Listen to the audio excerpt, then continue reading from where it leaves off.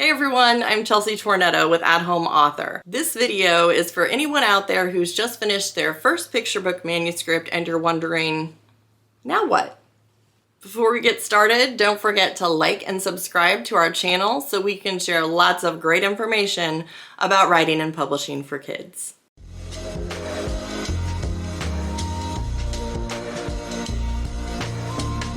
So you just typed the end on your very first children's book manuscript and you are so excited. And I totally get it. I have been there. You can just see what it's going to look like finished. You can't wait to hire an illustrator, get it printed, and all the fun stuff ahead.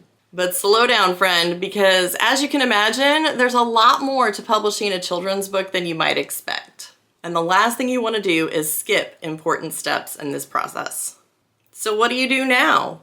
Well, the first step after finishing your rough draft is to self-edit like crazy. Self-editing is so important because it really allows you to take the time to make sure that what you've created matches your vision before you hand it off to peer critique partners or beta readers or professional editors. And self-editing is a much more in-depth process than most people realize. You first want to take some time away from your manuscript. You want to step away for a few weeks or even a few months to give yourself some emotional distance. When you come back with fresh eyes, you won't believe some of the things that you notice, some of the changes that you might want to make, and some of the improvements that you notice that you can make. If you're not sure exactly how to go about self-editing, we have a great video about that we'll link below. After you've got your manuscript the very, very best that you can make it, then you want to seek out peer critique partners. Now, peer critique partners are not your mom or your spouse or your grade school teacher who you're still friends with. As wonderful as these people may be, they simply don't have the industry perspective on picture book writing that you're going to need to make your book the best that it can be. Peer critique partners should be fellow picture book writers, people who are on the same writing journey as you, who are learning the same craft, and who have some of the expertise that maybe you don't. Where do you find them?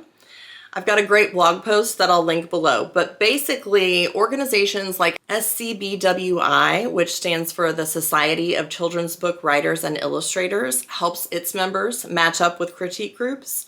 There are often local writing groups at your local library, Facebook groups that are dedicated to picture book writing, and you can always join our Profitable Picture Books program, which is a community of writers working towards publishing picture books. I always recommend finding a peer critique group that you can work with on a regular basis, but for your first manuscript, you want to make sure that you have at least 2 to 3 people giving you feedback before you move on. At that point, you're ready to hire a professional editor. And yes, hiring a pro is essential in this process. A professional picture book editor will perform a developmental edit, looking for big things like plot structure, conflict, pacing, and they'll also perform line edits, looking for things like word choice and sentence structure and flow. Oftentimes, this can take multiple rounds, lots of time, and yes, it can be expensive. But it is really essential if you want your book to stand out and to sell in the marketplace. Once you've gone through all these steps to make sure that your story is the very, very best that it can be, you're ready to move on to publication. And this is where your path splits. You'll need to decide if you want to pursue traditional publishing, where you submit your manuscript to either agents or acquiring editors at publishing houses, or whether you want to pursue self-publishing, where you are the publisher and you take charge of all of the steps of the production process. This choice has nothing to do with which one is better, but everything to do with which one is better for you. We have a great video guide that will help walk you through that decision-making process, which we'll link below. Notice that nowhere in these steps did I mention hiring an illustrator. This is really important and a common mistake that a lot of first-time authors make. First of all, whether you are going to go traditional or self-publish, illustration doesn't happen until the manuscript is perfect. And so all of those editing processes that we went through have to be completed before you even think about illustrating.